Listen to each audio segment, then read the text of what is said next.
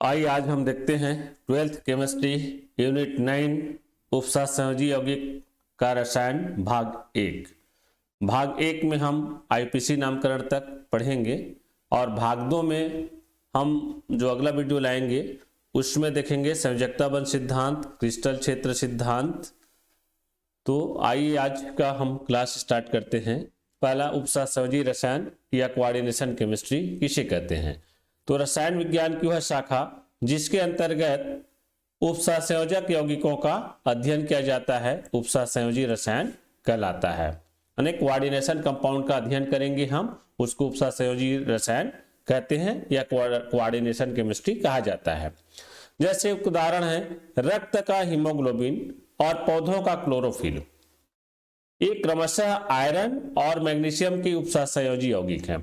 रक्त का जो हीमोग्लोबिन है ये आयरन का उपसहसंयोजी यौगिक है और पौधों का जो क्लोरोफिल होता है वो मैग्नीशियम का उपसहसंयोजी यौगिक होता है। अब देखते हैं योगात्मक या आणविक यौगिक किसे कहते हैं। तो जब दो या अधिक साधारण लवणों के विलयन को मिलाकर उनका क्रिस्टलीकरण किया जाता है तो प्राप्त क्रिस्टल योगात्मक यौगिक कहलाता है। जैसे देखिए पोटेशियम सल्फेट का जलीय विलयन, एल्युमिनियम सल्फेट का जलीय विलयन, जब इनको हम मिला करके क्रिस्टलीकरण करते हैं गर्म करके तो देखिए हमको मिल गया एक साथ पूरा योग हो गया इन यौगिकों का और मिला पोटेशियम एल्युमिनियम सल्फेट, जिसको फिटकिरी के नाम से भी जाना जाता है या इसे पोटास एलम भी कहते हैं। जलीय विलयन में गुणों के आधार पर ये दो प्रकार के होते हैं योगात्मक यौगिक। पहला द्विक यौगिक या द्विक लवण के नाम से जाना जाता है और दूसरा जटिल यौगिक या उपसहसंयोजक यौगिक के नाम से जाना जाता है।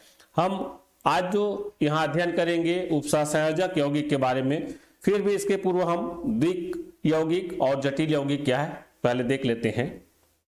पहला है द्विक लवण या इसको जालक लवण या डबल साल्ट के नाम से जाना जाता है। वे योगात्मक यौगिक जिनका ठोस अवस्था में अस्तित्व होता है लेकिन जलीय विलयन में पूर्ण रूप से आयनित होकर अपनी पहचान खो देते हैं, मतलब अपनी अस्तित्व को खो देते हैं जलीय विलयन में। जैसे इसका उदाहरण है कार्नेलाइट, KClMgCl2 × 6H2O सूत्र होता है। दूसरा है पोटासियम या फिटकिरी K2SO4 × Al2SO4 थ्राइस × 24H2 इसका फार्मूला होता है। फिर है मोहर लवण या क्रिस्टली ferrous ammonium sulphate FeSO4 × NH4 SO4 × 6H2 है ना, NH4 ट्वाइस होल कोष्टक के साथ में है। तो ये जो फेरस अमोनियम सल्फेट आप टाइट्रेशन में उपयोग भी करते हो, आप ये जो फिटकिरी और फेरस अमोनियम सल्फेट आप लवण बनाते भी हो, आपके प्रैक्टिकल में है, आप स्कूलों में बनाएंगे। मोहर लवण या फेरस अमोनियम सल्फेट जल में निम्न प्रकार से आयनित होता है। हम बोले थे ना जल में आयनित होकर के अपना पहचान खो देते हैं, तो इस प्रकार से आयनित होंगे। देखिए एक लवण है फेरस अमोनियम सल्फेट या मोहर साल्ट, तो Fe2+ ion, NH4+ ion, SO4 minus ion के रूप में और पानी जो है 6 अणु पानी का रहेगा, तो इस प्रकार से आयनित हो जाते हैं। और कार्नेलाइट पोटास एलम जो है या फिटकिरी भी इस प्रकार से आयनित हो जाएंगे अपने तत्वों में। दूसरा है जटिल यौगिक उपसहसंयोजक यौगिक या इसको संकुल यौगिक भी बोलते हैं, कई बार संकुल बोल दिया जाता है, कई बार कॉम्प्लेक्स आयन बोल दिया जाता है। ठीक है, देखते हैं क्या है जटिल यौगिक। ये यौगिक जिनमें केंद्रीय धातु परमाणु लिगेंड के साथ उपसहसंयोजक बंध द्वारा बंधित होता है। ये यौगिक जिनमें केंद्रीय धातु परमाणु संक्रमण धातु होते हैं, लिगेंड के साथ उपसहसंयोजक बंध द्वारा जुड़े होते हैं तो संकुल यौगिक कहलाते हैं। इनमें लिगेंड इलेक्ट्रॉन युग्म दाता होता है और केंद्रीय धातु परमाणु इलेक्ट्रॉन युग्म ग्राही होता है। मतलब लिगेंड जो है इलेक्ट्रॉन युग्म का दान करता है और केंद्रीय धातु परमाणु इलेक्ट्रॉन युग्म ग्रहण करता है, इसलिए इन दोनों के मध्य में जो बंध बनता है उसको उपसहसंयोजी बंध कहते हैं और जो यौगिक बनता है उसे संकुल यौगिक कहा जाता है। ये देखिए एक उदाहरण, एक कॉपर अमोनियम सल्फेट है, इसका आईपीसी नामकरण हम बाद में देखेंगे कैसे करते हैं, जो परीक्षा में पूछा जाता है। अब ये देखिए आयन के रूप में इस प्रकार से हो सकते हैं और ये सल्फेट आयन के रूप में है, मतलब ये अपना जो है जलीय विलयन में अस्तित्व नहीं खोएंगे। ये ठोस और विलयन दोनों अवस्था में स्थायी होते हैं, परंतु यह जल में पूर्ण रूप से आयनित नहीं होता है, आंशिक आयनित होता है। आयन के रूप में दिखाया गया पर पूर्ण रूप में आयन नहीं है, आयनित नहीं होते हैं। अब इनमें अंतर देख लें, परीक्षाओं में पूछा जाता है द्विक लवण और संकुल लवण या जटिल लवण में क्या अंतर होता है। संकुल लवण या जटिल लवण उपसंयोजन यौगिक अलग अलग नाम है ना, आप उसको देख लेंगे। द्विक लवण संकुल लवण लिखते हैं। पहला, द्विक लवण ठोस अवस्था में इनका अस्तित्व होता है। संकुल लवण का ठोस एवं द्रव दोनों अवस्था में स्थायी रूप से अस्तित्व होता है। द्विक लवण जलीय विलयन में अपनी पहचान खो देता है, जलीय विलयन में पहचान खो देता है, हमने देखा। संकुल लवण जलीय विलयन में भी अपना पहचान बनाए रखते हैं।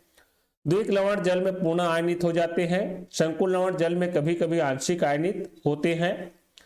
इनके गुण मूल यौगिकों के समान है, मतलब द्विक लवण का गुण जो है मूल यौगिक के समान होता है, जबकि संकुल लवण के गुण मूल यौगिकों से अलग होते हैं। इनमें अर्थात द्विक लवण में धातु आयन की सामान्य संयोजकता होती है, जबकि संकुल लवण में धातु आयन की सामान्य संयोजकता के साथ समन्वय संख्या भी होती है। द्विक लवण का उदाहरण देखिए, जो हम पहले भी देख चुके हैं, कार्नेलाइट, फिटकिरी, मोहर लवण, सूत्र आप याद रख लेंगे ना। और इधर संकुल लवण में हमने दो का लिया है, टेट्राइमिन कॉपर 2 सल्फेट, टेट्राइमिन कॉपर 2 आयन, ये आईपीसी नाम है इसका। और इसे है ना, ये सामान्य नाम भी होता है इसका, कॉपर अमोनियम सल्फेट बोल सकते हैं, और इसको कॉपर अमोनियम आयन बोलते हैं, लेकिन आईपीसी नाम से जनरली इनको जाना जाता है। और आईपीसी नाम कैसे करते हैं आगे हम पढ़ेंगे भी उसके बारे में।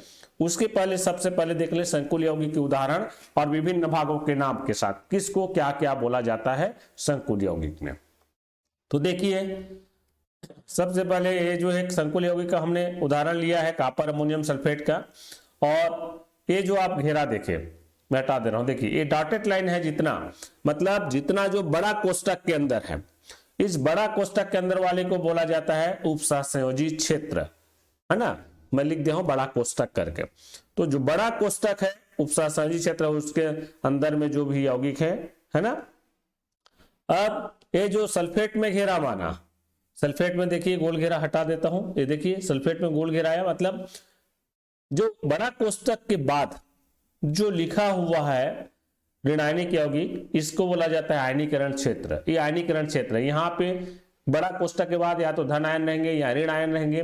अगर उदासीन रहेगा तो जीरो भी रहेगा या नहीं रहेगा आयन, या फिर इस प्रकार सल्फेट क्लोराइड कुछ जो है आयनीकरण क्षेत्र है तो ऋणायनिक यौगिक रहते हैं। फिर है देखिए Cu जो लिखा है ये केंद्रीय धातु आयन है। तो बड़ा कोष्टक के बाद जस्ट कोई भी संक्रमण तत्व आता है यहाँ, तो संक्रमण तत्व केंद्रीय धातु आयन कहलाता है, उसको केंद्रीय धातु आयन बोलते हैं। और ये जो छोटा कोष्टक के अंदर है ये लिगेंड है, लिगेंड है ना, जो कि लिगेंड क्या करता है, केंद्रीय धातु आयन को इलेक्ट्रॉन युग्म दान करता है, देता है। तो यहाँ पे जरूरी नहीं कि कोष्टक के अंदर ही रहे, कोष्टक यहाँ पे इसलिए लगाया गया है क्योंकि 4 लिगेंड है। एक लिगेंड रहेगा तो कोष्टक, छोटा कोष्टक का प्रयोग नहीं होता है, आप इस चीज को ध्यान रखेंगे ना। वो तो यहाँ पे ये 3 लिखा हुआ है ना, अगर कोष्टक नहीं लगाते तो NH34 हो जाता है। तो आप लोग जान रहे हो, सूत्र लिखते हैं, ठीक है। तो छोटो कहने का मतलब यह है केंद्रीय धातु आयन से बड़े कोष्टक के अंदर जो अन्य परमाणु जुड़े होते हैं वो लिगेंड होते हैं, जो कि इलेक्ट्रॉन युग्म दाता होते हैं, इलेक्ट्रॉन युग्म का दान करते हैं, है ना। तो ये लिगेंड है। और ये जो 4 दिखाई दे रहा है हरा कलर में, इसको बोला जाता है उपसहसंयोजन या समन्वय संख्या। उपसहसंयोजन या समन्वय संख्या अर्थात केंद्रीय धातु परमाणु से जुड़े हुए लिगेंडों की संख्या ही क्या है, उपसहसंयोजन संख्या कहलाती है। तो उसे आगे परिभाषित करेंगे हम। आप यहाँ पे पहचान लीजिए कौन सा केंद्रीय धातु आयन है, किसको उपसंयोजी क्षेत्र बोला जाता है, कौन सा लिगेंड है, कौन सा उपसंयोजन संख्या है, कोऑर्डिनेशन नंबर, और किसको आयनीकरण क्षेत्र कहते हैं। अच्छा, कुछ में आपको जो है इधर नहीं मिलेगा, इधर मिलेगा, यहाँ पे लिखा रहेगा कोई भी, जैसे सोडियम, पोटेशियम, है ना, इस प्रकार से क्षार धातु इधर रहेंगे।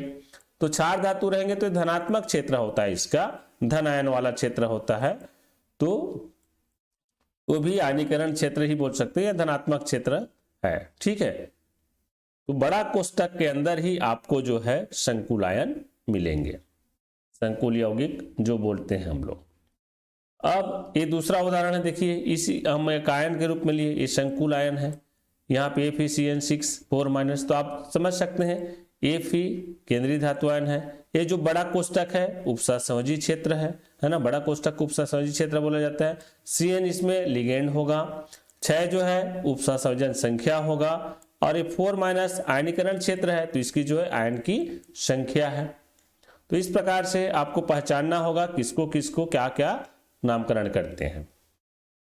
अब देखते हैं संकुल लवण या जटिल लवण के प्रकार। तो संकुल या जटिल लवण को मुख्यतः 3 भागों में बांटा गया है, धनायनिक संकुल, दूसरा ऋणायनिक संकुल, और तीसरा होता है उदासीन संकुल। तो नाम से पता चल रहा है धनायनिक संकुल जिसमें धन आयन होगा, ऋणायनिक संकुल ऋणायनिक यौगिक होंगे, उदासीन संकुल में कोई भी किसी प्रकार का आयन या आवेश नहीं होंगे। एक उदाहरण देखिए धनायनिक संकुल का, इस प्रकार से AmAlN प्लस करके लिखे। तो M क्या है, केंद्रीय धातु परमाणु है, सेंट्रल मेटल आयन जिसको CMI बोलते हैं। ये लिगेंड है, N उपसहसंयोजन संख्या है, मतलब लिगेंड की संख्या है, और ये आयन जो है धनायनिक संकुल को व्यक्त कर रहा है। तो ये धनायनिक संकुल किस प्रकार से लिखा, अच्छा M के ऊपर 1 से भी लिख सकते हो, ऐसा M की घात 1 से लिख सकते हो अगर ऑक्सीकरण अवस्था को प्रदर्शित करना चाहें तो, ऑक्सीकरण अवस्था को क्योंकि केंद्रीय धातु परमाणु के ऊपर लिखा जाता है।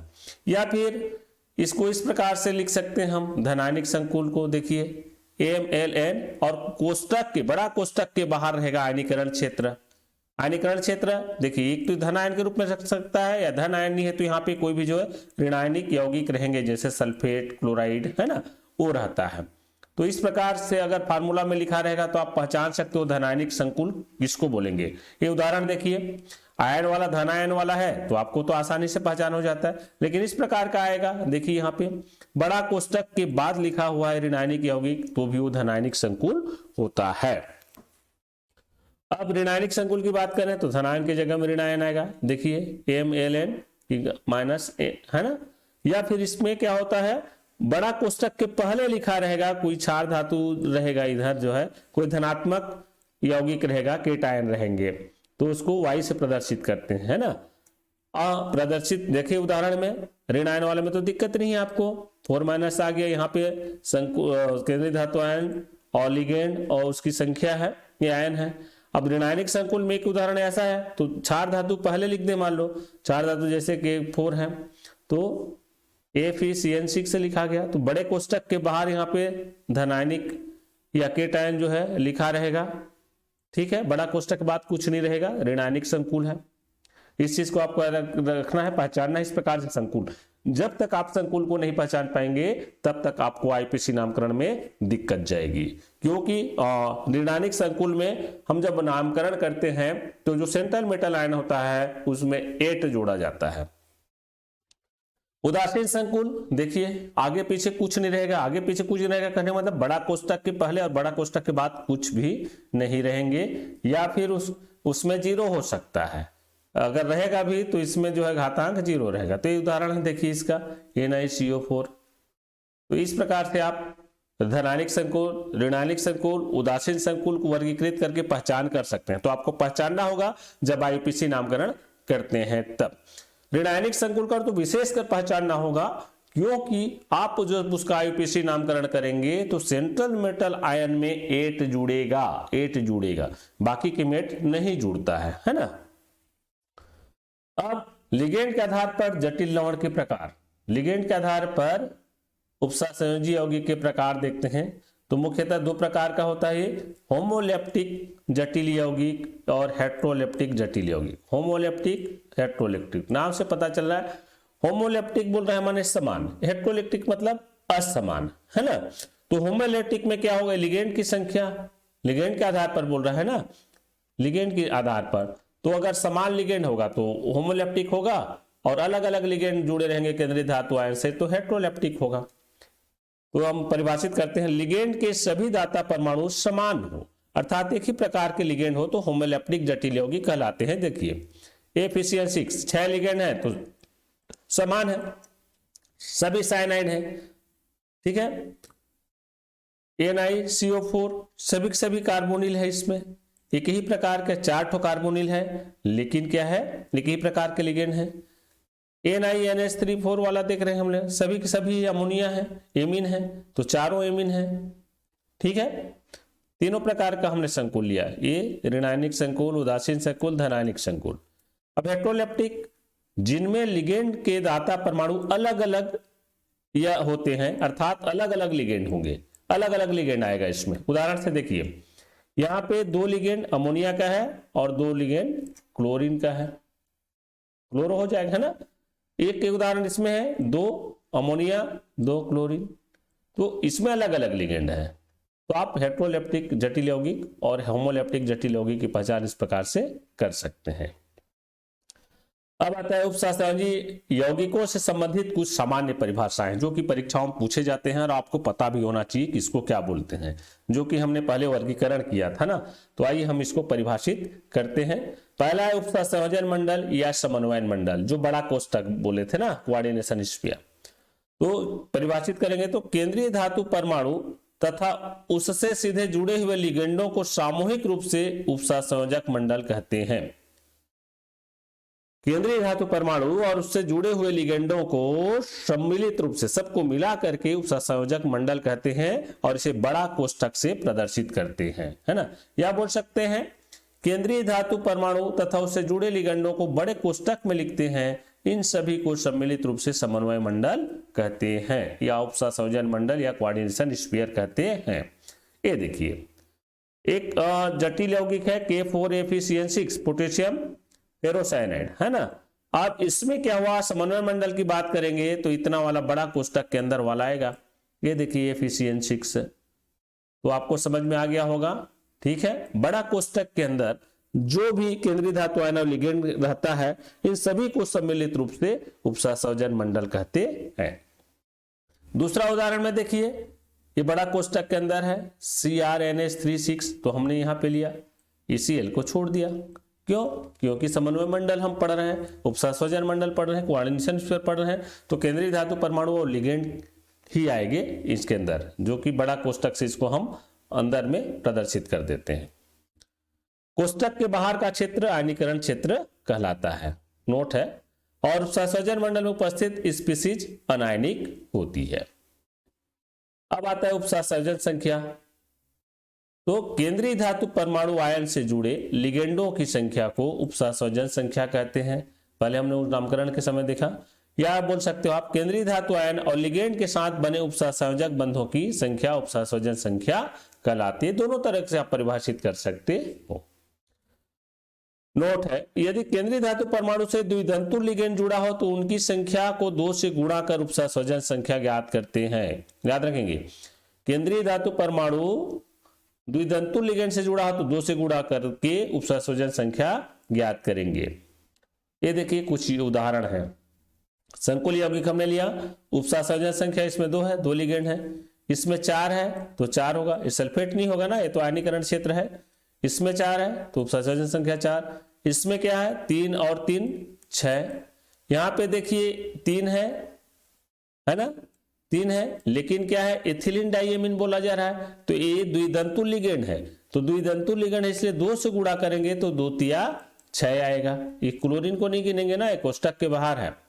लिगेंड केवल इथिलीन डाइएमीन है, तो द्विधंतु लिगेंड है। OX ऑक्सिलेट है, ये भी द्विधंतु लिगेंड है। हालांकि हमको देखने से ऐसा संख्या देखोगे तो आपको 3 पता चल रहा है, लेकिन द्विधंतु लिगेंड है तो 2 से गुणा करोगे तो 3 दूनी 6। इसी प्रकार से इथिलीन डाइएमीन हमने देखा था, तो यहां पे देखिए 2 लिगेंड आ गया है ना। कितने ठो लिगेंड आ गया, 2 ठो आ गया, Cl2 और En2, तो Cl2 का 2 हो जाएगा। और इथिलीन डाइएमीन द्विधंतु लिगेंड है तो इसको भी 2 से गुणा करो तो 2 2 ने इसका हो जाएगा 4 और 4 और 2 6, क्लोरीन का मिलाओगे तो 6, ठीक है। ADTA हेक्सादंतु लिगेंड है, हेक्सादंतु लिगेंड है तो निकल के साथ में क्या हो जाएगा, उपसंयोजन संख्या 6 आएगा। अब बोलोगे आप यहाँ पे 6 नहीं लिखा है, 6 लिखने की जरूरत नहीं है क्योंकि ये खुद जो है हेक्सादंतु लिगेंड है। आगे हम पढ़ेंगे तो आप और जान जाओगे हेक्सादंतु लिगेंड है, तो इसी को बोला जा रहा है ना। तो उपसंयोजन संख्या क्या होगा, केंद्रीय धातु परमाणु या आयन से जो जुड़ा लिगेंड की संख्या है उपसंयोजन संख्या कहलाती है। या जितना उपसंयोजक बंध बनाती है धातु आयन के साथ लिगेंड, वो संख्या उपसंयोजन संख्या कहलाती है। अब देखें जटिल आयन, संकुल आयन या कॉम्प्लेक्स आयन किसको बोलते हैं। तो वह आवेशित मूलक जो एक सरल धातु आयन और लिगेंडों से उपसंयोजक बंधों द्वारा संयोजन से बना होता है, आवेशित मूलक, है ना। ठीक है, तो उसमें से केंद्रीय धातु आयन किसको बोलेंगे, और सेंट्रल मेटल आयन वो आयन है परमाणु जो लिगेंड से इलेक्ट्रॉन युग्म ग्रहण करते हैं, केंद्रीय धातु आयन कहलाते हैं। पहले भी हम चर्चा कर चुके हैं। ठीक है, अब यहाँ पे जटिल आयन का उदाहरण भी देख लीजिए आप, FeCN6। तो वह आवेशित मूलक जो एक सरल धातु आयन और लिगेंड के उपसंयोजक बंध द्वारा संयोजन से बने होते हैं, तो FeCN6। अगर हम इसको दर्शाना चाहें तो कैसे दर्शा सकते हैं पता है, Fe को बीच में रखोगे आप और साइनाइड 6 है इधर, यहाँ पे Cn हो जाएगा, एक इधर एरो इधर रहेगा आयरन की तरफ, क्योंकि जो है आयरन जो है साइनाइड से क्या कर रहा है, इलेक्ट्रॉन युग्म को ग्रहण कर रहा है, ये साइनाइड हो जाएगा। फिर जो है इधर से आप इस एरो को इधर ही दर्शाओगे आयरन की तरफ, ये Cn हो जाएगा। 4 हो गया, 2 और दर्शा दो, आयरन की तरफ एरो रहेगा, ये हो जाएगा Cn। इसी प्रकार से इसमें भी आयरन की तरफ एरो रहेगा, ये हो जाएगा Cn। ठीक है, और इसको फिर जो है बड़ा कोष्टक में करके क्या करेंगे आप, जो लिखोगे यहाँ पे 4- हो जाएगा राइट साइड में ऊपर में। तो इस प्रकार से आप देख सकते हो धातु आयन और लिगेंड उपसंयोजक बंध द्वारा जुड़े हुए हैं। तो कितना उपसंयोजक बंध है, 6। ये पहला, दूसरा, तीसरा, चौथा, पांचवा और छठवां। ठीक है, तो यहाँ उपसंयोजक संख्या भी क्या होगी, 6 होगी। और केंद्रीय धातु आयन तो आप जानते हो जो इलेक्ट्रॉन युग्म को ग्रहण कर रहा है या लिगेंडों से घिरे रहता है चारों ओर से। जटिल आयन पर आवेश, charge on the complex ion. तो एक केंद्रीय धातु आयन और लिगेंड पर उपस्थित कुल आवेश का बीजगणितीय योग होता है। एक केंद्रीय धातु आयन और लिगेंड पर उपस्थित कुल आवेश का बीजगणितीय योग को जटिल आयन पर आवेश बोला जाता है। देखिए इसमें CrNH3 यहाँ पे क्या है, +3 है। ठीक है, तो इनका बीजगणितीय योग जो है क्या आया, +3 है, तो कुल आवेश का बोल रहा है उसमें। ऑक्सीकरण अवस्था वह संख्या जो जटिल आयन में केंद्रीय धातु परमाणु पर उपस्थित आवेश को प्रदर्शित करती है। जटिल आयन में जो जटिल आयन है तो जिसको हम CMI या केंद्रीय धातु परमाणु बोलते हैं या केंद्रीय धातु आयन बोलते हैं, उस केंद्रीय धातु आयन परमाणु पर उपस्थित आवेश को प्रदर्शित करता है ऑक्सीकरण संख्या। जैसे इसमें देखो क्रोमियम हेक्साएमिन 3 आयन में ऑक्सीकरण अंक +3 है। ठीक है, यहाँ पे +3 है तो +3 ऐसा नहीं है, क्योंकि अमोनिया 6 लिगेंड है यहाँ पे एमिन का जो है, लेकिन इसकी जो ऑक्सीकरण, इसका ऑक्सीकरण अंक क्या होता है, 0। इस पर कोई आवेश नहीं होता है, 0 होता है, तो बाहर में जो आवेश है +3 के बराबर है। ऑक्सीकरण अंक कैसे ज्ञात करते हैं हम देखेंगे, आपको पता चल जाएगा। ठीक है, तो वहां पे पता चल जाएगा। अब देख ले हम लिगेंड देखें, लिगेंड किसको बोलते हैं, लिगेंड किलेट लिगेंड, उभयदंतु लिगेंड, सेतु लिगेंड, अलग अलग प्रकार का लिगेंड होता है, एक दंतु लिगेंड, बहुदंतु लिगेंड। तो आइए देखते हैं लिगेंड। वे परमाणु, अणु या आयन जिनके पास एकाकी इलेक्ट्रॉन युग्म होता है जिसे केंद्रीय धातु परमाणु को दान करता है उसे लिगेंड कहते हैं। पहले भी मैं बोल चुका हूं, लिगेंड किसको बोलते हैं, वे परमाणु अणु या आयन जो केंद्रीय धातु परमाणु को या केंद्रीय धातु आयन को इलेक्ट्रॉन युग्म दान करता है। इसको हम लुईस क्षार भी बोल सकते हैं, क्योंकि ये क्या करता है, इलेक्ट्रॉन युग्म दान करता है। ये इलेक्ट्रॉन युग्म दाता या लुईस क्षार की भांति व्यवहार करते हैं। और केंद्रीय धातु परमाणु क्या है, लुईस अम्ल की भांति व्यवहार करेगा, क्योंकि वो इलेक्ट्रॉन युग्म को ग्रहण करता है। या बोल सकते हैं हम इसको, वे परमाणु अणु आयन जो केंद्रीय धातु परमाणु को एकाकी इलेक्ट्रॉन युग्म दान करके उपसंयोजक बंध बनाता है, लिगेंड कहलाता है। नोट है, कुछ प्रबल क्रिस्टल क्षेत्र लिगेंड जैसे कार्बोनिल, साइनाइड आदि धातु आयन से इलेक्ट्रॉन युग्म ग्रहण करते हैं, क्योंकि ये लिगेंड पाई अम्ल होती है। देखिए यहाँ पे कुछ हम क्या बोलते आ रहे हैं अभी तक के, लिगेंड इलेक्ट्रॉन युग्म देता है सेंट्रल मेटल आयन को, CMI को, केंद्रीय धातु आयन को, है ना, जो संक्रमण तत्व। लेकिन कुछ स्थिति में प्रबल क्रिस्टल क्षेत्र लिगेंड जैसे कार्बोनिल है, साइनाइड है, ये जो है धातु आयन से इलेक्ट्रॉन युग्म ग्रहण करते हैं, उल्टा ये ग्रहण कर रहे हैं ना, क्योंकि ये लिगेंड पाई अम्ल होते हैं। लिगेंड का वर्गीकरण देखें तो लिगेंड में दाता परमाणु की संख्या के आधार पर इसको निम्न भागों में बांटा गया है। एक दंतु लिगेंड, द्विदंतु लिगेंड, बहुदंतु लिगेंड, उभयदंतु लिगेंड, किलेट लिगेंड, सेतु लिगेंड। इतना जो प्रकार है लिगेंड का वर्गीकरण है, क्रमशः आइए हम इसको पढ़ते हैं और आपको याद होना भी चाहिए। पहला एक दंतु लिगेंड, अडेंटेड लिगेंड। इनमें एक दाता परमाणु होता है, नाम से पता चल रहा है एक दाता परमाणु होता है, और इनके 3 प्रकार हैं, उदासीन एक दंतु लिगेंड, धनायनिक एक दंतु लिगेंड, ऋणायनिक एक दंतु लिगेंड। अब पहले देखें उदासीन एक दंतु लिगेंड। अब इसमें हम आपको वर्गीकृत के रूप में बता देते हैं, लिगेंड बता दें, सामान्य नाम देखें, आईपीसी नाम देखें, दाता परमाणु। आईपीसी नाम में यही नामकरण करना है, आगे हम जब आईपीसी नामकरण करेंगे ना, तो सबसे पहले हम यहाँ पे लिगेंड का भी आईपीसी नाम देख लेते हैं, फिर जो है उधर संकुल यौगिक का फिर आईपीसी नामकरण देखेंगे।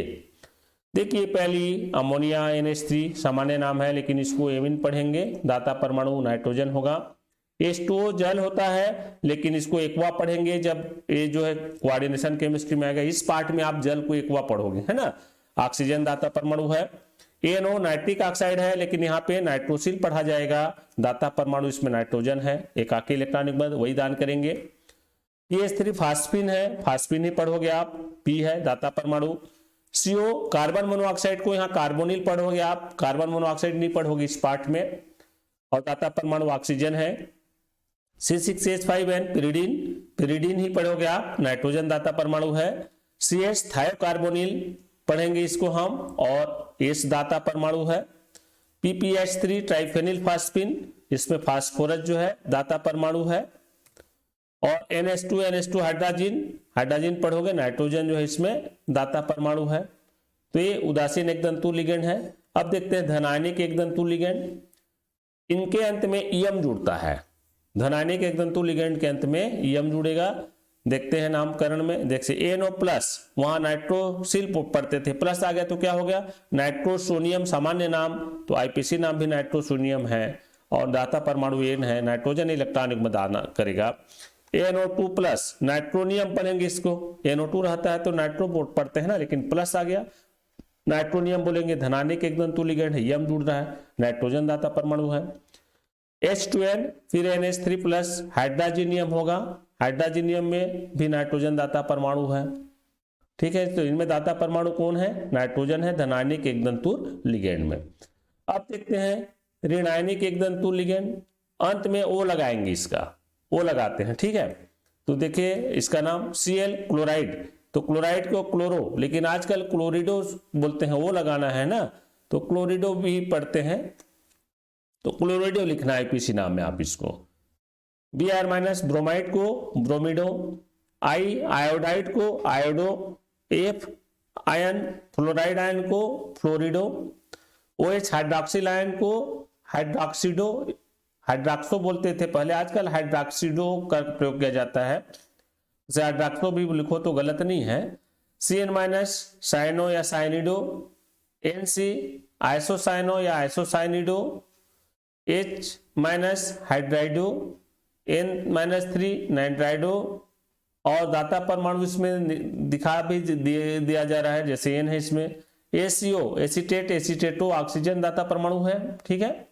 और O2 माइनस ऑक्साइड को ऑक्सो पढ़ोगे इसमें पे, O2 माइनस परऑक्साइड में पराक्सो पढ़ेंगे, ऑक्सीजन दाता परमाणु।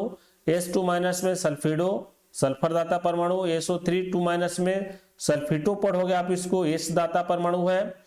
सल्फेट में सल्फेटो पढ़ोगे आप, S दाता परमाणु है। थायोसल्फेट को थायोसल्फेटो पढ़ना है, H2O3 2 माइनस को, S दाता परमाणु है। कार्बोनेट में जो है कार्बोनेटो पढ़ोगे, ऑक्सीजन दाता परमाणु है।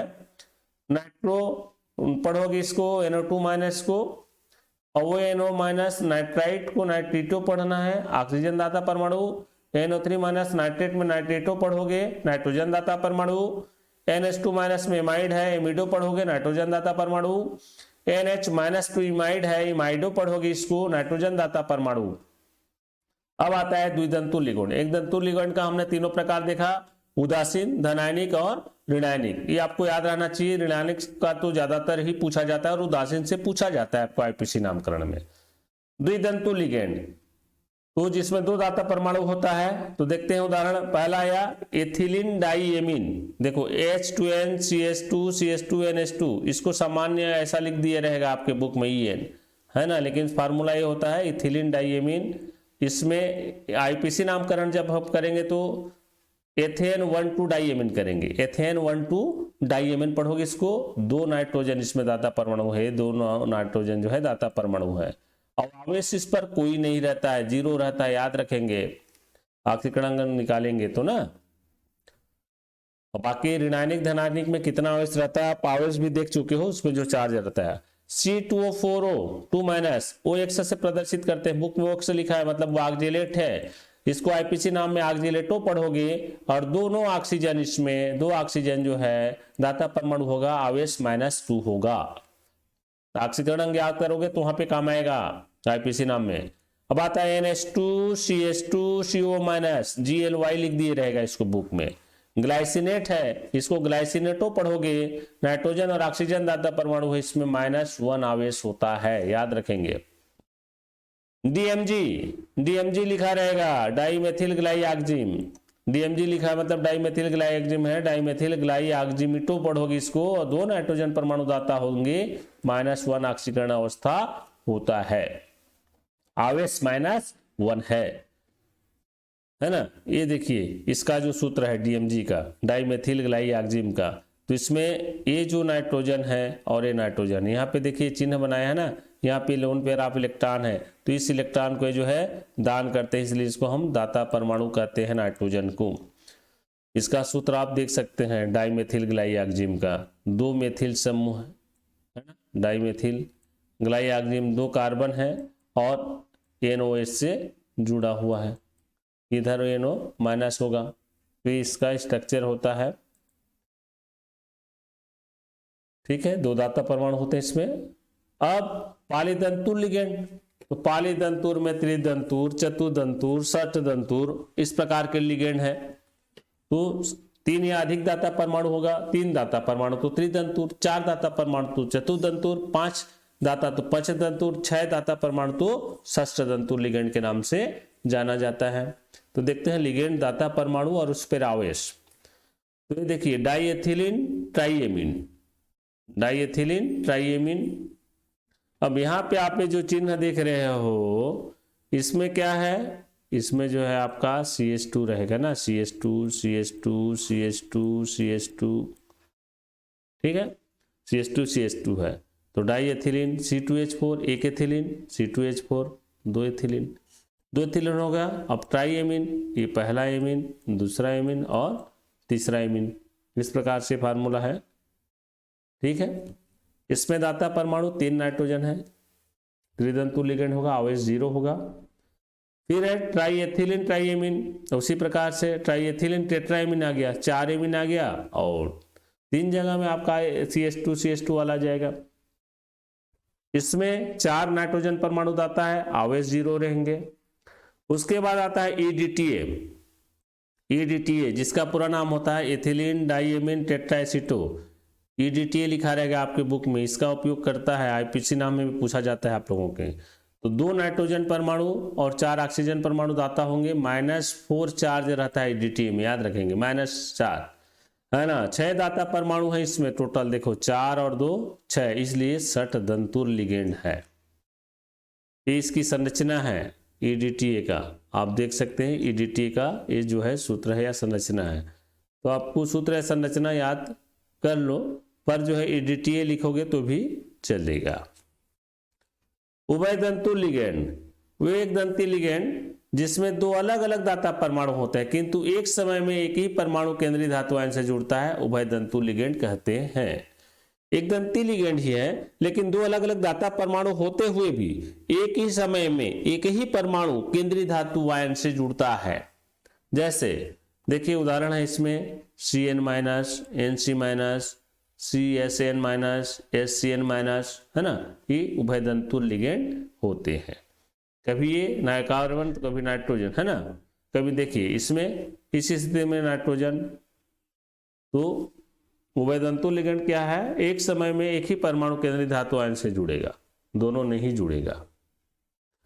अब यहाँ पे उदाहरण से समझ लीजिए, Cn और Nc का हमने तुलना किया, तो ये धातु परमाणु है, तो देखिए यहाँ पे Cn कार्बन जुड़ रहा है, तो यहाँ पे नाइट्रोजन जुड़ रहा है, दोनों दाता परमाणु है प्रत्येक में।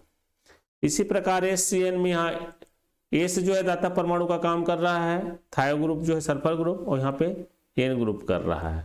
तो इसी चीज को बोल रहा है, दो अलग अलग दाता परमाणु तो होंगे उभयतंतु लिगेंड में, लेकिन एक समय में एक ही परमाणु केंद्रीय धातु आयन से जुड़ता है। इसी प्रकार से NO2 वाला में भी देखिए, यहाँ पे नाइट्रोजन तो यहाँ पे ऑक्सीजन दाता परमाणु का भूमिका में रहते हैं। सेतु लिगेंड, ब्रिज लिगेंड, तो वे एक दंती लिगेंड, ये भी एक दंती लिगेंड है सेतु लिगेंड, जो एक साथ दो केंद्रीय धातु आयन से जुड़ता है, सेतु लिगेंड कहलाता है। दो केंद्रीय धातु आयन से जुड़ेंगे, एक दंतु लिगेंड है लेकिन दो एक साथ दो केंद्रीय धातु आयन से जुड़ेगा तो उसको हम सेतु लिगेंड कहते हैं। जैसे देखिए ये लिगेंड है, अब यहाँ पे सेंट्रल मेटल आयन है, ये सेंट्रल मेटल आयन केंद्रीय धातु आयन है, तो ये लिगेंड जो है एक साथ दोनों तरफ से जुड़ गया, दो केंद्रीय धातु आयन से जुड़ गया, तो इस प्रकार के लिगेंड को सेतु लिगेंड कहते हैं। उदाहरण देख लेते हैं, इसमें आपका आता है NH2-, NO2-, Cl-, CO, ये सब जो है सेतु लिगेंड का काम करेंगे। उदाहरण से देखिए, ये देखिए है ना, यहाँ पे OH लिगेंड है और यहाँ पे केंद्रीय धातु आयन क्रोमियम, यहाँ क्रोमियम, दो केंद्रीय धातु आयन से जुड़ गया। इसी प्रकार से यहाँ NH2, यहाँ OH जुड़ा है, यहाँ पे देखो NH2 ये इससे दोनों तरफ, या OH का देखो इधर से जुड़ा हुआ है ना। तो सेती लिगेंड हम देख रहे हैं, एक लिगेंड दो केंद्रीय धातु आयन से जुड़ता है। यहाँ भी कार्बोनिल इधर से और लेफ्ट और राइट दोनों साइड से जुड़ रहा है, तो उसको हम सेतु लिगेंड, मतलब वो एक दंती लिगेंड जो एक साथ दो केंद्रीय धातु आयन से जुड़ता है, सेतु लिगेंड कहलाता है।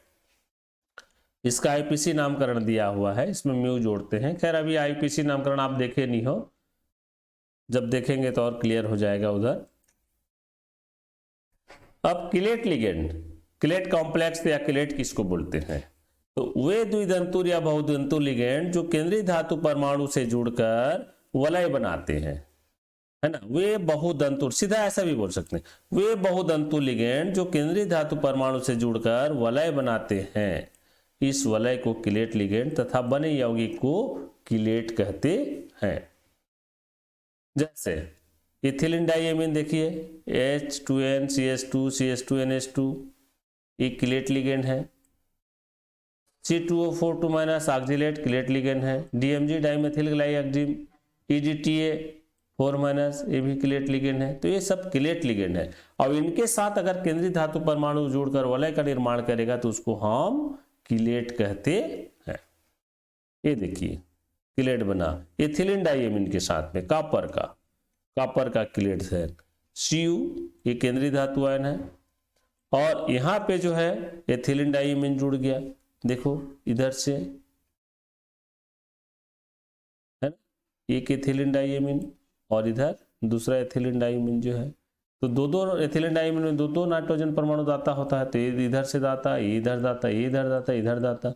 तो देखते हो एरो का चिन्ह कहाँ रहता है, सेंट्रल मेटल आयन की तरफ सहसंयोजक बन रहा है, तो जो इलेक्ट्रॉनिक को ग्रहण करता है उधर ही जो है तीर का चिन्ह रहता है। तो ये किलेट लिगेंड जो एथिलीन डाइएमीन है, केंद्रीय धातु परमाणु कॉपर के साथ क्या वलय का निर्माण कर लिया, ठीक है, तो इसको हम बोलेंगे किलेट बोलते हैं, किलेट का निर्माण कर दिया। इसी प्रकार से निकिल डाइमेथिल ग्लाइएक्जिम में आप उदाहरण देख सकते हो। निकिल डाइमेथिल ग्लाइएक्जिम मतलब ये जो डाइमेथिल ग्लाइएक्जिम है, ये डाइमेथिल ग्लाइएक्जिम है ना, इनमें एक एक दाता परमाणु रहता है नाइट्रोजन, तो दाता परमाणु इसमें नाइट्रोजन और ये नाइट्रोजन है। देखिए इस प्रकार से जो है किलेट का काम कर रहे हैं और किलेट का निर्माण कर रहा है। अब आता है 12 संकुल यौगिकों का सूत्र लिखना। संकुल यौगिक का सूत्र कैसे लिखें, ऑक्सीकरण कैसे ज्ञात करें, जैसे आपको इसमें दिखाई दे रहा है, देखिए पोटेशियम हेक्सासाइनोफेरेट 2, आप वैसे 11वीं में पढ़े हो कैसे निकालते हैं। तो देखिए कोई इसका हम हल करने के लिए केटायन रहेगा या ये रहेगा, सेंट्रल मेटल आयन लिगेंड उनकी संख्या एक से मतलब या तो चार्ज रहेंगे कि वो ये आयनिक यौगिक रहेंगे, है ना, यहाँ केटायनिक यौगिक रहता है संयुक्त रूप से। तो एक उदाहरण हमने लिया पोटेशियम हेक्सासाइनोफेरेट आयन, तो इसमें क्या है, ये जो पोटेशियम हेक्सासाइनोफेरेट आयन है, अब इसका हमको सूत्र बनाना है ऐसा, तो सूत्र भी बना सकते हो और ऑक्सीकरण भी ज्ञात कर सकते हो। तो पोटेशियम बोल रहा है तो देखिए K+1 K लिख दिए, ठीक है, K और +1 चार्ज होता है, आप चार्ज को लिख दो। फिर हेक्सासाइनोफेरेट, तो इसमें फेरेट आयरन होगा, केंद्रीय धातु आयन, तो Fe2 दे दिया है, तो ऑक्सीकरण को लिख दिए 2। साइनो बोल रहा है तो साइनो ग्रुप को लिखोगे Cn, और हेक्सा बोल रहा है तो हमने 6 लिख दिया, ठीक है। अब इस प्रकार से इधर X आ जाएगा चार्ज के रूप में। अब यहाँ पे देखिए इसको जब हल करोगे तो पोटेशियम हेक्सासाइनोफेरेट बोल रहा है तो +2 ले हम,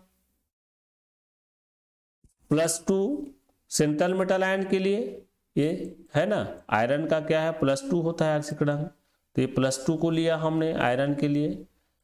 फिर कोष्टक में लिगेंड का जो है चार्ज होता है साइनाइड का -1 होता है, तो यहाँ पे -1 लिखे, चूंकि 6 लिगेंड है तो 6 से गुणा कर दिए, और 6 से गुणा करने के बाद फिर बराबर x, ये जो चार्ज के रूप में जो रहता है उसको हम x लिखते हैं, ठीक है। अब इसको हल करेंगे तो +2 और ऋण 1 का 6 से गुणा करें तो ऋण 6 बराबर x आया, तो 1 से बराबर क्या आ गया, ऋण 4 आ गया, ठीक है। पक्षांतर करें इसको तो क्या, हाँ ठीक है, ऋण 4 आ गया। अब हमको सूत्र मिल गया ये वाला में, ये जो हम लिख रहे थे तो K+1 FeCN6 ये आया था, और इसको तो हटा दिए क्योंकि हमने इसको उपयोग कर लिया ऑक्सीकरण में। अब 4 आया तो इसमें जो है 4 माइनस के रूप में लिखा गया, 4 माइनस के रूप में लिखा गया। अब ये 4 माइनस यहाँ +1 है, तो इसको जो है चूंकि यहाँ पे क्षार धातु है, धनात्मक यौगिक है, तत्व है ना, परमाणु है, तो ये इसका -4 का बैलेंस करने के लिए गुणा कर दिए तो ये हो जाएगा, क्या आ जाएगा, 4 एकम 4। कहने का मतलब -4 है, इसकी ऑक्सीकरण अवस्था 1 है, तो 4 पोटेशियम की आवश्यकता होगी, है ना, या 4 केटायन की आवश्यकता होगी, इसलिए हम यहाँ पे इसको लिख दिए K4। तो ये फार्मूला हो गया K4FeCN6, ठीक है। अब इसका ऑक्सीकरण ज्ञात करना है मालूम, जब हमने तो यहाँ पे यौगिक का सूत्र लिखना सीखा, कैसे लिखते हैं, नाम दिया हुआ है, तो अब इसका ऑक्सीकरण ज्ञात करना है। तो ऑक्सीकरण जो है केंद्रीय धातु परमाणु का ज्ञात करते हैं, आयरन का।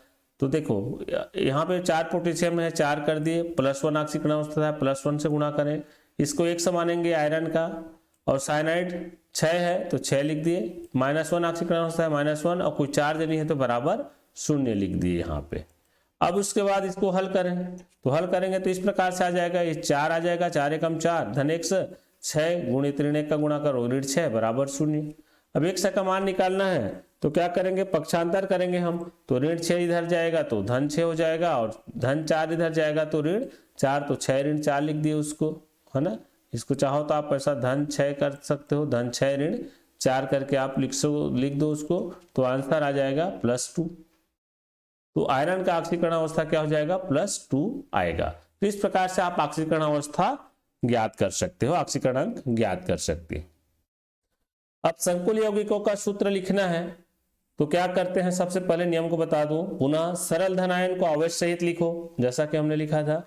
बड़े कोष्टक के अंदर केंद्रीय परमाणु पहले और बाद में लिगेंड को अंग्रेजी वर्णमाला के क्रम में लिखा जाता है। एक से अधिक लिगेंड है तो अंग्रेजी वर्णमाला के नियम का पालन करोगे। फिर केंद्रीय परमाणु की ऑक्सीकरण अवस्था और लिगेंड पर आवेश की सहायता से संकुल आयन पर आवेश ज्ञात कर लो। इस आवेश को बड़े कोष्टक के बाहर दाईं ओर सुपरस्क्रिप्ट के रूप में लिखते हैं, जिससे पहले आवेश की संख्या और फिर आवेश का चिन्ह लिखते हैं। सरल ऋण आयन को आवेश सहित लिखें। सरल आयन और संकुल आयन की सहायता से संकुल यौगिक का सूत्र लिख देते हैं, अर्थात धन आयन के आवेश को ऋण आयन के आवेश से तथा ऋण आवेश के आवेश को धन आयन से संतुलित कर दिया जाता है। देखो हेक्साएमिन क्रोमियम 3 क्लोराइड इसका बनाना है, तो जो सूत्र है उस फार्मूला पे जाएंगे, बोला गया था। अब हेक्साएमिन क्रोमियम 3 क्लोराइड बोल रहा है, तो यहाँ पे सेंट्रल मेटल आयन क्रोमियम है ना, 3 दे दिया हमने, 3 लिखा। एमिन हेक्साएमिन बोल रहा है तो एमिन लिख के 6 लिख दिया लिगेंड की संख्या। अब क्लोराइड बोल रहा है ना, तो EX है, EX हमने लिया। अब यहाँ पे Cl भी लेना पड़ेगा, तो Cl को हम जो है बाद में लिखेंगे, क्योंकि ये जो क्लोराइड है ये कोष्टक के बाहर लिखा जाएगा। ठीक है, तो ये इसका हम निकालें तो इसका +3 देखिए, ये 3 है तो +3, और अमीन 6 है, इसमें कोई आवेश नहीं आता अमोनिया में, इसलिए 0 से गुणा कर दिए बराबर x हो गया। तो +3 बराबर x, तो x बराबर क्या आ गया 3 आ गया। अब यहाँ पे CrNH3 6 3+ आयन आ गया। अब यहाँ पे लास्ट में देखिए क्लोराइड है, ऋणायनिक यौगिक है, ए की जगह में लिख दो यहाँ। आप चाहो तो यहाँ से लिखते जा सकते थे, यहाँ भी Cl लिखते थे, पर उसको हम नहीं लिखते हैं, यहाँ पे धनात्मक वाले को पहले लिखते हैं, केटायन अगर रहता तो लिखते जाते हैं। ठीक है, तो इसको क्लोराइड को जो बाद में लिखेंगे तो उसमें एक चार्ज होता है, चार्ज के साथ लिख दिए। अब इसको आवेश को संतुलन के लिए क्या करेंगे हम, क्लोराइड आयन में 3 परमाणु की आवश्यकता होगी, ये +3 है और इसमें 3 की आवश्यकता होगी, 3 परमाणु का, इसके बराबर संतुलित करने के लिए इसको तो क्या करेंगे Cl3 लिख देंगे। तो इसलिए सूत्र में देखिए CrNH3 6 Cl3 होगा। ठीक है, तो इस प्रकार से आप जो है सूत्र बना सकते हैं हेक्सामीन क्रोमियम 3 क्लोराइड का। पोटेशियम हेक्सासाइनोफेरेट 2, पोटेशियम हेक्सासाइनोफेरेट 3, इसका बनाना है। तो देखिए यहाँ पे पोटेशियम है तो पोटेशियम हमने लिख दिया +1, फिर Fe2, यहाँ पे साइनोफेरेट 2 बोलता है, केंद्रीय धातु आयन को लिखो, फिर लिगेंड के लिखो, उसकी संख्या लिखो, x लिख दिए, यहाँ पे एक्चुअल में x जो है यहाँ पे आएगा ऊपर, फिर +2 इसका आयरन का +2, अब इसको छोड़ देंगे ना, इसको बाद में संतुलित करेंगे। फिर इसका -1 होता है तो -1, 6 है तो 6 से गुणा करके बराबर x, तो ये इस प्रकार से आ जाएगा +4 आएगा, अब सॉरी -4 आएगा। तो -4 को यहाँ जो x की जगह है लिख दिए। अब यहाँ पे ये है तो इसको बैलेंस करना है, संतुलित करना है, तो क्या करना पड़ेगा, ये +1 वाला है, यहाँ पे -4 है, तो संतुलित करने के लिए 4 पोटेशियम की आवश्यकता होगी, इसलिए यहाँ पे 4 पोटेशियम लिख देंगे, ये फिर जो है चिन्ह हट जाएगा, तो ये हो जाएगा K4FeCN6। तो इस प्रकार से आप सूत्र लिख सकते हैं। इसी प्रकार से इसको हम पोटेशियम फेरोसाइनाइड भी पढ़ते हैं। फिर इसका देखिए पोटेशियम हेक्सासाइनोफेरेट 3 है ना, तो इसमें पोटेशियम हेक्सासाइनोफेरेट 3 यहाँ पे गड़बड़ हुआ, यहाँ पे आप जो है 3 करोगे, है ना, 3 करोगे तो यहाँ पे देखिए ये 3 आया ना ऑक्सीकरण में। फिर उसी प्रकार से हल करते जाते हैं, तो इस प्रकार से यहाँ पे 3- है तो पोटेशियम को 3 लिखना पड़ेगा, तो ये हो जाएगा पोटेशियम फेरीसाइनाइड। अब कुछ धन आयनों में ऑक्सीकरण अंक और समन्वय संख्या देखिए, है ना, तो फेरस में +2, समन्वय संख्या 6, इसमें +3 6, क्रोमियम +3 6, CO2 +4 और 6 होता है, CO में +6, निकल +2 में 4 और 6 होगा, Cu +2 में 4 6, Cu प्लस में 2 4, Pt +4 में 6, निकल में 4, निकल 0 होगा ना, सिल्वर में 2, सिल्वर +2 में मरकरी +2 में 4, Au +3 में 4, Ni +2 में 4 6, एल्यूमिनियम +3 में 4। मतलब ये जो है धन आयन में ऑक्सीकरण अंक और समन्वय संख्या दिया है, ऑक्सीकरण अंक जो प्लस चार्ज वाला है और समन्वय संख्या जो संख्या लिखा गया है। ऑक्सीकरण ज्ञात करना है, जैसे कि बताया था मैं, इस सूत्र से भी कर सकते हैं और डिटेल कर दिया हूं मैं हर चीज को। तो इस प्रकार से आप जो है सूत्र का उपयोग करके जो है कर सकते हैं। इसमें एक से ऑक्सीकरण अंक होगा, ए केटायन पर आवेश होगा, एम केंद्रीय धातु आयन है, एल लिगेंड है, बी केंद्रीय धातु आयन की ऑक्सीकरण अवस्था है, सी लिगेंड पर आवेश है, एन लिगेंड की संख्या है, डी संकुल आयन पर परिणामी आवेश है। तो इसके द्वारा जो इस प्रकार से आप ज्ञात कर सकते हो, ये एन आयन पर आवेश है। तो ये सब जानते हो आप। जैसे इसका ज्ञात करना है, तो इसका ज्ञात करना है तो 4 है, +1 होता है तो 4 का +1 से गुणा किया, आयरन का 1 मानोगे, है ना। साइनाइड 6 है, 6 ऋण 1 होता है साइनाइड का, तो ऋण 1 से गुणा करके कोई आवेश नहीं तो बराबर 0। 4 धन 1 से ऋण 6 बराबर 0 होगा। तो इसको हल करेंगे तो हो जाएगा 1 से बराबर 6 ऋण 4, पक्षांतर करेंगे तो ऋण 6 +6 हो जाएगा और +4 जो है -4 हो जाएगा, तो ये आ जाएगा 100+2। इसी प्रकार से इसका निकालेंगे तो क्रोमियम के 1 मानेंगे, अमोनिया 6 है लेकिन 0 चार्ज होता है तो 0, है ना। और यहाँ पे फिर गुणित आ जाएगा, ये क्लोरीन कितना है 3 है, -1 होता है तो 3 से गुणा कर दिए -1 के साथ में, तो हल करेंगे तो आ जाएगा 1 धन 0 ऋण 3, इसको गुणा करेंगे तो तो ये हो जाएगा 1 से बराबर 3, तो 1 से बराबर +3 आ जाएगा। अब एक केंद्रीय उपसहजी यौगिकों का आईपीसी नामकरण, ये आईपीसी नामकरण आपके सिलेबस में है। तो देखिए मुख्यतः जनरल सब का आईपीसी नामकरण के लिए हम प्रयोग करेंगे। केटायन को पहले लिखा जाता है अगर केटायन है तो, फिर लिगेंड को लिखोगे उसके संख्या के साथ में, फिर केंद्रीय धातु आयन को लिखा जाता है। अगर ऋणात्मक संकुल होता है तो सेंट्रियल मेटल आयन या केंद्रीय धातु आयन में इसमें 8 जोड़ा जाएगा। फिर ऑक्सीकरण संख्या को रोमन अंक में छोटे कोष्टक के अंदर लिखा जाता है। अगर एन आयन है तो एन आयन लिखेंगे, नहीं है तो नहीं लिखेंगे, आवेश है तो आवेश को लिख दिया जाता है। देखते हैं केंद्रीय उपसर्जन यौगिकों का नामकरण। तो देखिए नियम, यौगिक में सर्वप्रथम धन आयन को लिखा जाता है। नाम लिखते समय धन आयन की संख्या का उल्लेख नहीं करते हैं, जैसे K4Fe6, तो इसमें धन आयन कौन है? K4 है, कोष्टक बड़े कोष्टक के बाहर है ना, ये पूर्ण विराम है, ध्यान मत देना। तो केवल पोटेशियम लिखे, संख्या को नहीं लिखेंगे। फिर 2 से अधिक लिगेंड हो तो अंग्रेजी वर्णमाला के क्रम में लिखा जाता है। 2 से अधिक लिगेंड हो जाए तो अंग्रेजी वर्णमाला के क्रम में लिखेंगे, क्योंकि केटायन के बाद लिगेंड का नंबर आएगा। तो देखिए इसमें 2 लिगेंड है, एमीन और क्लोरो, है ना, डाई एमीन 2 है तो डाई, अच्छा 2 होगा तो डाई, 3 होगा ट्राई, 4 होगा टेट्रा, ऐसा करोगे। तो 2 का डाई एमीन लिख दिए, फिर क्लोरिडो, डाई क्लोरिडो लिखेंगे, 2 है भी तो डाई क्लोरिडो, तो ए पहला आएगा अंग्रेजी का एमीन, और क्लोरो में सी बाद में आता है, तो अल्फा बीटा में करते हैं। अब इसी में संकेत दे दिया, समान लिगेंड 1 से अधिक हो, जैसे समान लिगेंड इसमें 1 से अधिक था, अमोनिया और क्लोरीन जो है, तो संख्या के आधार पर 1 रहेगा तो मोनो, 2 रहेगा तो डाई, 3 को ट्राई, 4 को टेट्रा, 5 पेंटा, 6 हेक्सा, पूर्व लग्न लगाकर लिखते हैं, है ना। तो हेक्सा साइनिडो इसमें लिखा जाएगा। लिगेंड के स्वयं के नाम पर डाई, ट्राई, टेट्रा, पेंटा हो तो डाई लगा हो तो 20 लिखेंगे, 20, ट्राई है तो 30 लिखोगे, टेट्रा लगा हो तो टेट्रा किस लिखेंगे, पेंटा लिखा होगा तो पेंटा किस लिखेंगे, और इस प्रकार लिखकर लिगेंड को एक छोटे कोष्टक में लिख देते हैं, अगर उसमें पहले से हो डाई, ट्राई, टेट्रा, पेंटा। तो देखिए यहाँ पे मैं एक उदाहरण लिया, CONEN3 एथिलीन डाईएमीन, है ना, ये डाईएमीन, डाई शब्द जुड़ा हुआ है, एथिलीन डाईएमीन जुड़ा हुआ है, तो 3 एथिलीन डाईएमीन जुड़ा हुआ है ना, तो एथिलीन डाईएमीन जुड़ा हुआ है सामान्य नाम में, तो डाई है, तो डाई में क्या लिखते हैं हम 20, लेकिन अगर उसकी संख्या 3 हो, जैसे ट्राई है तो ट्राई के लिए 30, तो ऑलरेडी डाईएमीन लिखा हुआ है, संख्या जुड़ा हुआ है, और यहाँ पे देखिए यहाँ पे इसकी संख्या 3 है, लिगेंड की संख्या, लिगेंड की संख्या 3 है, यहाँ पे 2 रहता तो 20 लिखते, क्योंकि यहाँ 3 है तो क्या लिखेंगे 30 लिखेंगे, तो इसको 30 एथिलीन डाईएमीन लिखेंगे, ठीक है। और लेकिन आईपीसी नामकरण हमको करना रहता है तो वहां पे क्या करेंगे, EN को जो है इथेन 1,2 डाईएमीन लिखेंगे, 30 लिखने के बाद ऐसा कोष्टक में एथेन डाईएमीन लिखेंगे। सामान्य नाम में 30 एथिलीन डाईएमीन लिख दिए, लेकिन आईपीसी नाम इसका भी लिखना है EN का, तो एथेन 1,2 डाईएमीन लिखेंगे। क्लियर है।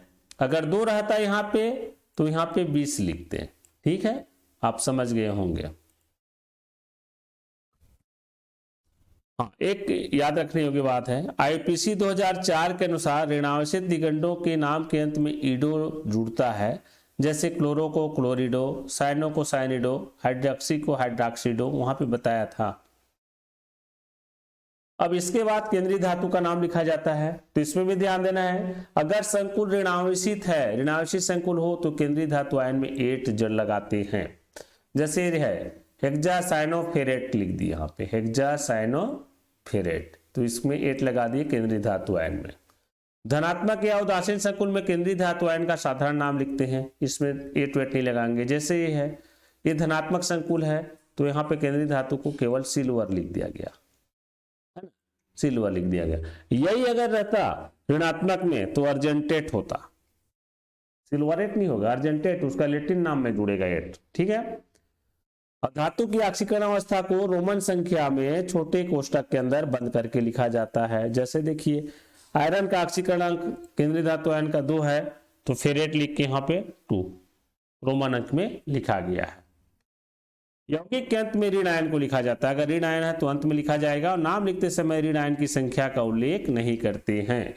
जैसे केट आयन रहता है तो उसकी संख्या का उल्लेख नहीं करते, कोष्टक के बाहर केट आयन है तो। उसी प्रकार कोष्टक के बाद अगर एन आयन है, ऋण आयन है, तो उसकी संख्या का उल्लेख नहीं किया जाता है। जैसे ये देखिए Cl बाहर में है, एन आयन है, तो यहाँ पे क्लोराइड ही लिखेंगे इसको यहाँ पे ये क्या लिगेंड नहीं होगा। याद रखेंगे एक चीज को आप लोग, बड़े कोष्टक के अंदर ही आपको केंद्रीय धातु आयन और लिगेंड होंगे। बड़े कोष्टक के बाहर अगर कोई एन आयन लिखा हुआ है, ऋणात्मक यौगिक लिखा हुआ है, तो लिगेंड नहीं होता है। अब आपको बता दो trick of IPC nomenclature of coordination compound. संकुल को पहचान कैसे करें, नामकरण कैसे करें, अभी तक तो बहुत पढ़े, अब यहाँ पे थोड़ा ट्रिक के माध्यम से बता दूं। देखो धनानिक, ऋणानिक, उदासीन संकुल आपको बताया था, प्लस चिन्ह हो या फिर बड़े कोष्टक के बाद में कोई एन आयन हो तो धनानिक संकुल है। इस प्रकार से उदाहरण बताया था, आपको पता है। ऋण आयन में बड़े कोष्टक के बाहर दाईं तरफ वो ऋणात्मक आयन हो या फिर बड़े कोष्टक के पहले कोई केटायन लिखा हो तो ऋणायनिक संकुल होगा। ये उदाहरण है इनका। फिर उदासीन संकुल, कोई आवेश नहीं रहेंगे। ये सब आपको पहले बता चुका हूं, यहाँ पे रिपीट हो रहा है ना। अब धनायनिक संकुल का नामकरण करना है तो क्या करें, देखो ये सूत्र है। पहले लिगेंड को लिखोगे उसकी संख्या के साथ में, जो भी जितना संख्या रहेगा, फिर केंद्रीय धातु आयन को लिखोगे, ऑक्सीकरणांक को रोमन अंक में लिखोगे, और जो आयन है तो आयन लिखोगे, या सरल ऋण आयन दिया हुआ है तो उसका नाम लिखोगे। आयन रहेगा तो संख्या के साथ रहेगा, आयन को लिखोगे, या फिर ऋण आयन का नाम है तो नाम को लिखोगे। देखते हैं, ये देखिए 2 प्रकार का हम ले रहे हैं। इसमें केवल जो है आयन है तो आयन के साथ लिखेंगे, इसमें एन आयन है तो एन आयन का नाम लिखोगे।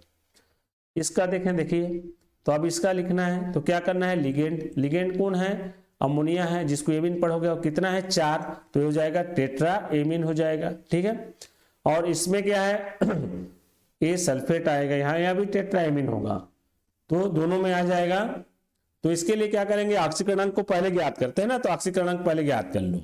तो देखिए x माने इसका है ना 4 एमीन है, 4 इसका 0 होता है आवेश, तो 0 से गुणा किए, आयन जो है +2 हो जाएगा, तो x बराबर +2 आया, तो इसका नाम हो जाएगा टेट्रा एमीन निकल 2 आयन। क्यों, ये देखिए लिगेंड टेट्रा है, 4 है तो टेट्रा, फिर इसको एमीन पढ़ते हैं तो टेट्रा एमीन हो गया। अब यहाँ पे केंद्रीय धातु आयन Na है, निकल है, सामान्य नाम लिख देंगे निकल, और 2 आ गया इसका ऑक्सीकरणांक, तो इस रोमन अंक में 2 बिना चार्ज के लिखेंगे। और चूंकि यहाँ पे आयन लिखा हो, आयन आया है ना, 2+ आयन आ रहा है, यहाँ पे 2+ आयन है, तो आयन को लिख देंगे, आयन को। इसी प्रकार इसमें देखिए इसका ऑक्सीकरणांक 1 से होगा, NH3 की संख्या 4 है, लिगेंड की आवेश 0 होता है, 0 से गुणा कर दो प्लस, अब यहाँ पे जो है SO4, इसमें सल्फेट पे -2 चार्ज होता है, तो -2 लिखे बराबर 0 है ना। अब x बराबर 0 धन 2, तो क्या हो जाएगा +2 आया, इसलिए ये हो जाएगा टेट्रा एमीन, ये 4 का टेट्रा एमीन हो जाएगा, 4 एमीन है तो टेट्रा एमीन कॉपर, CU का कॉपर सामान्य नाम, और 2 आया है ऑक्सीकरणांक, तो रोमन अंक में इसको इस प्रकार से लिखते हैं 2, और एन आयन बचा हुआ है यहाँ पे SO4, उसको सल्फेट लिख देंगे। वहां पे सल्फेट लिगेंड नहीं है, याद रखेंगे। ऋणानिक संकुल का नामकरण करना है तो इसमें पहले केटायन को लिखो, अगर केटायन है तो, फिर लिगेंड, फिर केंद्रीय धातु आयन में 8 जोड़ोगे, फिर ऑक्सीकरणांक।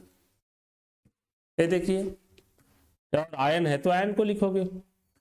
अब इसका देखें x ऑक्सीकरणांक निकाल रहे हैं हम लोग, CN 4 CN है तो 4 लिखेंगे, -1 चार्ज होता है तो -1 से गुणा करें, और यहाँ पे आयन है -2, तो बराबर करके इसको इधर लेते हैं, चार्ज को -2 होगा।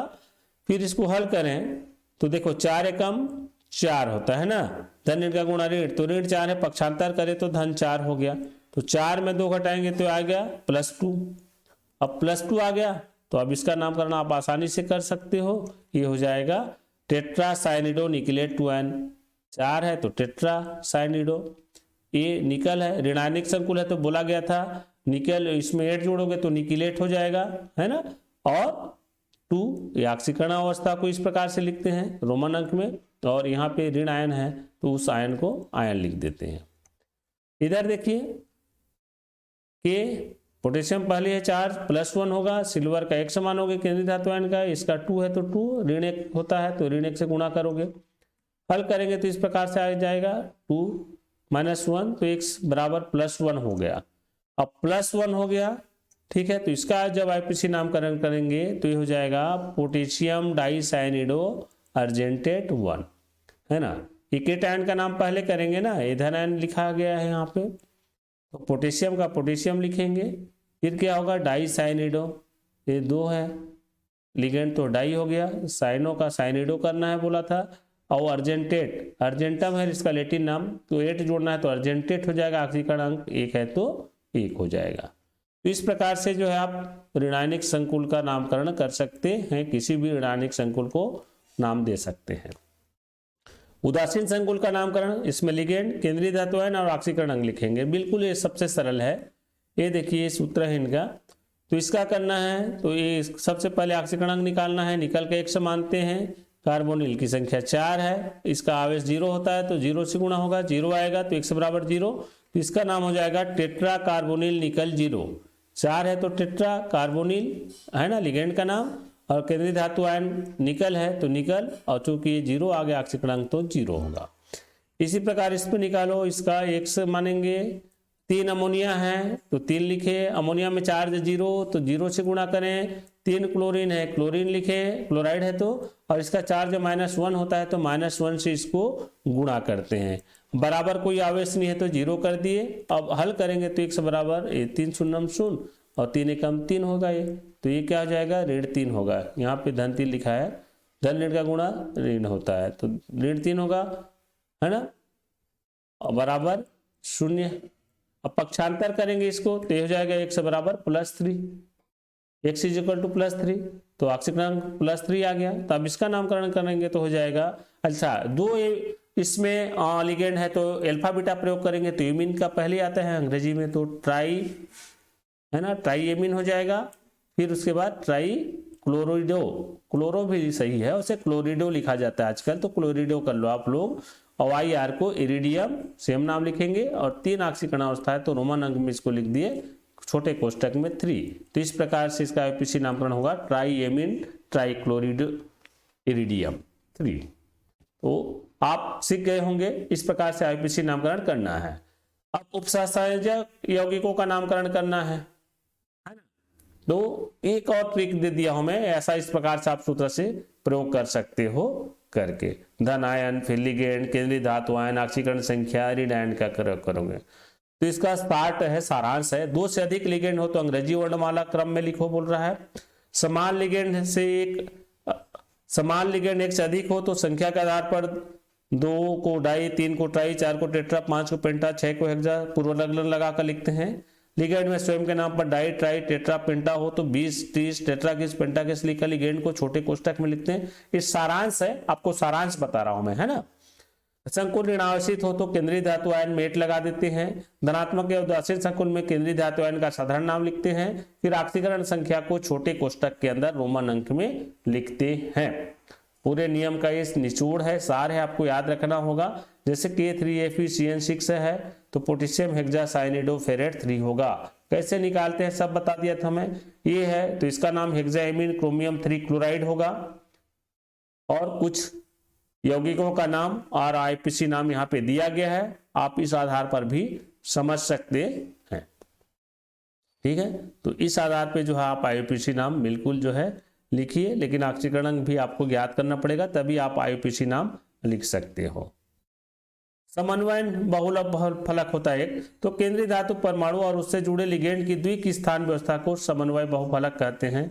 जैसे ये जो है निकल टेट्रा कार्बोनिल चतुष्फलकीय, निकल टेट्रा साइनाइड जो है समतलीय वर्गाकार, आयरन हेक्सासाइनाइड जो है अष्टफलकीय होता है, और इस प्रकार से अष्टफलकीय, चतुष्फलकीय वर्ग, समतलीय त्रिकोण, द्विसमतलीय वर्ग पिरामिडिया इनकी जो है आकृति होती है। तो समन्वय बहुफलक मतलब केंद्रीय धातु परमाणु और उससे जुड़े लिगेंड की द्विक स्थान विन्यास को समन्वय बहुफलक कहते हैं। Thanks for watching. आपको ये वीडियो अच्छा लगा तो लाइक शेयर सब्सक्राइब करें, बिल्कुल सब्सक्राइब कर दीजिए। और नीचे रेड में है लिखा हुआ है मेरा जो है यूट्यूब चैनल, आप जो है अपने इस क्लास के और वीडियो देखना चाहें तो देख सकते हैं। ये पार्ट 1 है, पार्ट 2 में हम और लेके आएंगे, ठीक है। जो क्या क्या लेके आऊंगा मैं बता दिया हूँ। वैसे भी आपको संयोजकता बल सिद्धांत, क्रिस्टल क्षेत्र सिद्धांत वगैरह पढ़ना है, उसमें दे देगा कोई यौगिक जो है आयन रंगीन होता है, कोई रंगीन होता है, या T2G EG कक्षक क्या है, अष्टफलकीय चतुष्फलकीय कक्षकों का विपाटन के रूप में किस प्रकार की संरचना होती है, ये सभी जो है आगे हम देखेंगे। मैं आप जो है आईपीसी नामकरण वगैरह भी सीख गए होंगे। आईपीसी नामकरण को अच्छे से प्रैक्टिस करिए, बार बार प्रैक्टिस करिए, बिल्कुल ये जो परीक्षाओं में पूछे जाते हैं आप उस फार्मूला को याद रखिए, फिर आपको कोई दिक्कत नहीं जाएगा। साथ ही लिगेंड में जो आवेश की संख्या है उसको भी याद रखना है, क्योंकि लिगेंड की आवेश के आधार पर आप ऑक्सीकरण अंक निकाल सकोगे और ऑक्सीकरण अंक के साथ ही आईपीसी नाम लिखना पड़ता है। धन्यवाद।